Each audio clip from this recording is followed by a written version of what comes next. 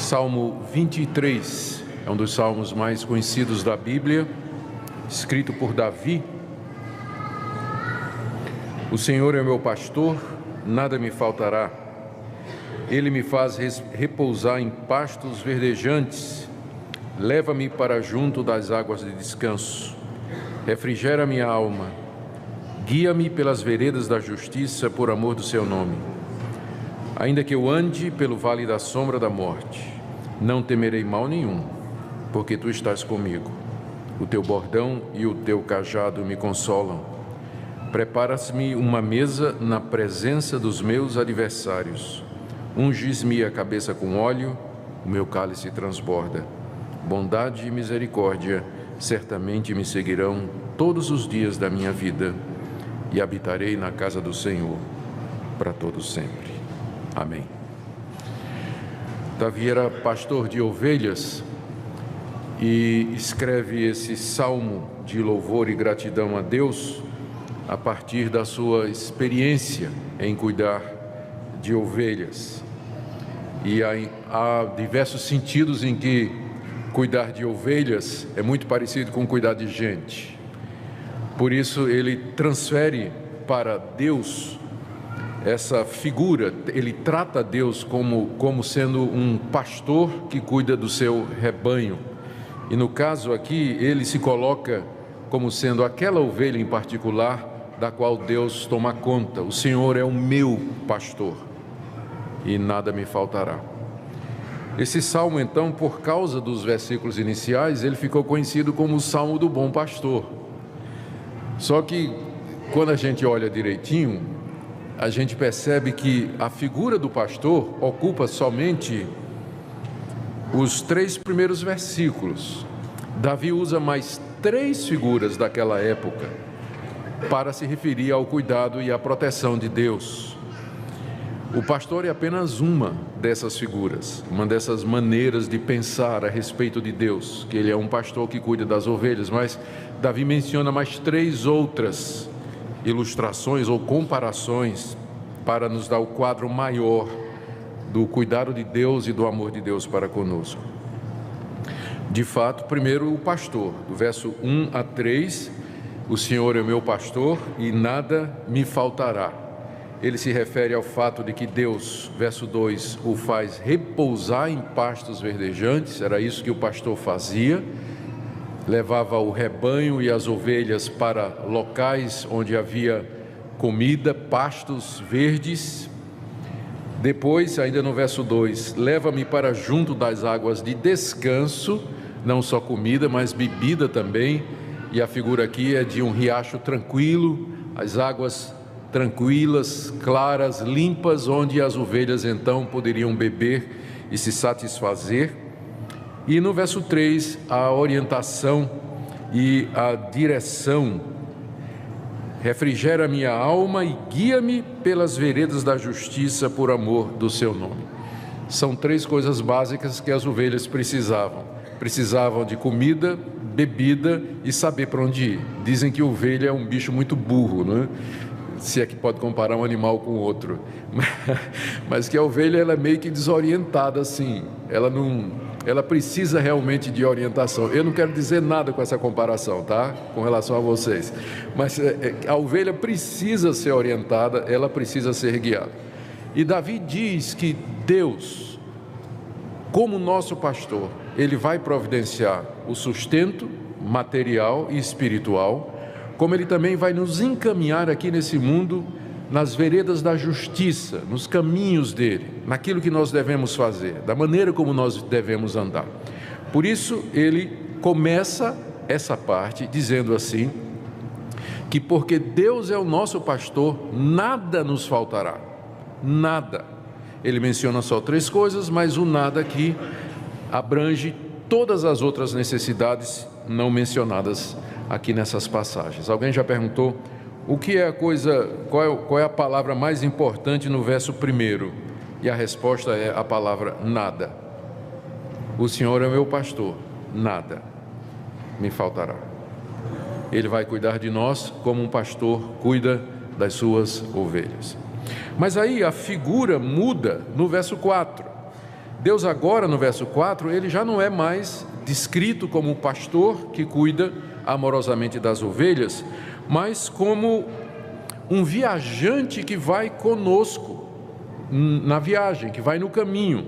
Verso 4: ainda que eu ande pelo vale da sombra da morte, não temerei mal nenhum, porque tu estás comigo.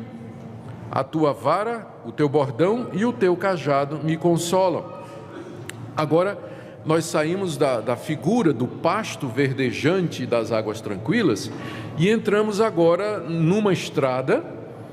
Provavelmente Davi tinha em mente os tempos de peregrinação. Uma vez por ano, pelo menos, os judeus iam de onde moravam para Jerusalém, e o caminho pelas regiões montanhosas da Judéia, da Palestina, não eram caminhos fáceis.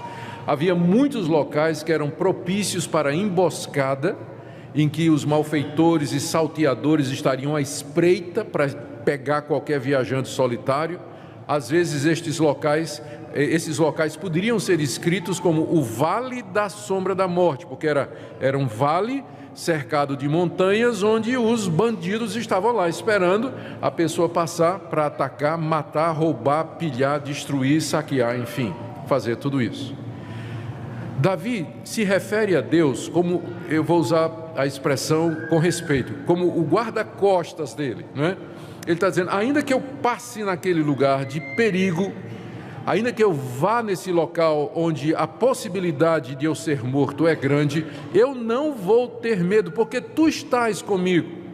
É como se Deus estivesse andando ao lado de Davi para proteger Davi naquele caminho solitário no vale da sombra da morte. A tua vara e o teu cajado me consolam. A gente sempre lê esse versículo pensando na figura do pastor. A gente diz que a vara e o cajado do pastor consola a ovelha. Mas que tal você pensar de outra maneira aqui? Davi está consolado porque esse que vai ao lado dele está armado com a vara e com um bordão. E se vier um inimigo, pau na cabeça, não é? Então, Deus está como um guarda armado, um companheiro de viagem, ali para nos proteger, mesmo que a gente passe pelo vale da sombra da morte. Ele não somente é o nosso pastor que cuida de nós, mas Ele é também o nosso protetor.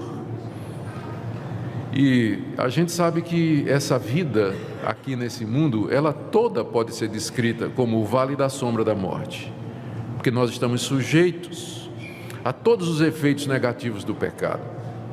Estamos sujeitos a homens maus, pessoas que nos odeiam, que querem nos fazer o mal. Estamos sujeitos às doenças, estamos sujeitos às contrariedades, estamos sujeitos a surpresas inesperadas. A vida toda pode ser descrita como um vale da sombra da morte, mas o nosso consolo é o que Davi está dizendo: tu estás comigo. O mesmo Deus do qual Davi diz: tu és o meu pastor, nada me faltará, é o mesmo Deus de quem nós podemos dizer: tu estás comigo. Ele não somente nos supre, mas também nos protege. No verso 5, a figura já é outra, não tem nada mais a ver com ovelha, não tem nada a ver com pastor, não tem nada a ver com o vale da sombra da morte. Agora a figura é de uma festa, de uma recepção. Verso 5: preparas-me uma mesa na presença dos meus adversários, unges-me a cabeça com óleo e o meu cálice transborda. A figura que está por detrás aqui, nos parece, é a recepção de um soldado, especialmente um oficial vitorioso, que vem da guerra vitorioso e é recebido então na sua cidade com um banquete, onde ele é ungido com óleo, recebe presentes, e aí segue-se um banquete em que o vinho era então servido como símbolo de alegria, né? A taça dele era enchida até a boca, né? Transbordava, como que dizendo assim: vamos nos alegrar porque Deus te deu a vitória. Está aí no verso 5. Deus é aquele que nos recebe. Ele prepara uma mesa na presença dos meus adversários, os adversários destruídos, vencidos, e diante deles, diante de um mundo que nos é hostil, Deus nos recebe e festeja conosco. e unge a nossa cabeça e enche o nosso cálice de alegria. Ou seja, no meio desse mundo hostil, dos adversários, dos inimigos, o nosso Deus nos dá a vitória. Ele festeja conosco, Ele nos enche de alegria. Ele é o pastor, por isso nada vai faltar. Ele é o nosso protetor, por isso não temerei mal nenhum no vale da sombra da morte. E Ele é também quem me recebe, me recepciona e me enche de alegria. O verso 6, agora já é outra figura.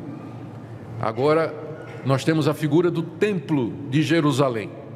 Por isso que eu falei que uma das ideias por detrás desse salmo é a peregrinação que o judeu fazia para o templo uma vez por ano para celebrar as grandes festas de Israel, estar junto com o povo de Deus e louvar a Deus. À medida que ele caminha para Jerusalém, ele vai pensando: Deus vai me guiar nos caminhos da justiça e não vai me faltar comida e bebida porque Ele é meu pastor.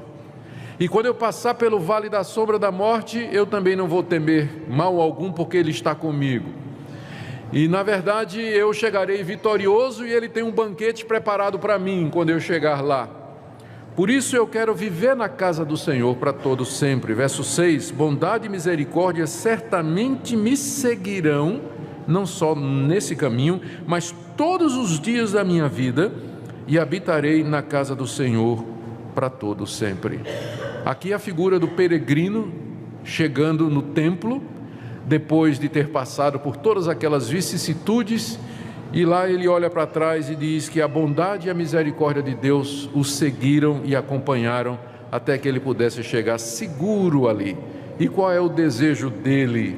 Veja o final do verso 6, habitarei na casa do Senhor para todo o sempre. É isso que eu quero, estar na presença de Deus, louvando a Deus, servindo a Deus, junto com o seu povo, vivendo para a sua glória. Claro, Davi estava falando aqui do templo de Jerusalém, a casa do Senhor era o templo de Jerusalém, mas quando nós aplicamos isso para nós que não temos templo físico aqui, como sendo o nosso destino, é claro que isso aqui é uma referência ao povo de Deus, a vida eterna, aquilo que Deus preparou para nós, e do que a vida aqui apenas é uma representação pálida.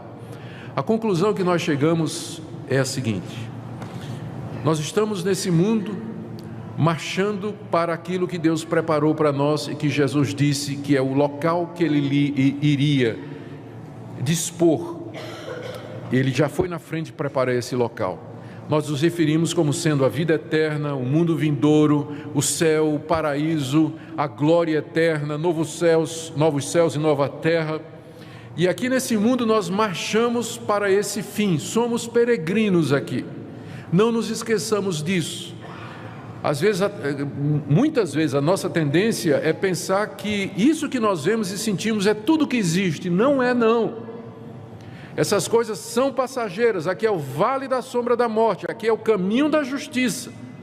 Nós estamos a caminho da casa do Senhor. E nessa peregrinação aqui no mundo, Ele é o pastor, por isso nada me faltará. Ele é o meu protetor, por isso não temerei mal nenhum, porque sua vara e o seu cajado me consolam, me protegem. Ele vai me dar alegrias aqui no meio destas dores, Ele vai me preparar uma mesa na presença dos meus inimigos, até que eu chegue na casa do Senhor, onde habitarei para todo sempre. E aí eu vou saber que a sua misericórdia e a sua bondade me seguiram. Queridos, que essa palavra sirva de conforto para você nessa manhã, que você tenha as coisas em perspectiva. Somos peregrinos aqui, rumo ao nosso destino eterno. Não nos apeguemos, não vivamos como se a vida dependesse dessas coisas, como se a nossa vida se resumisse a isso aqui, mas olhemos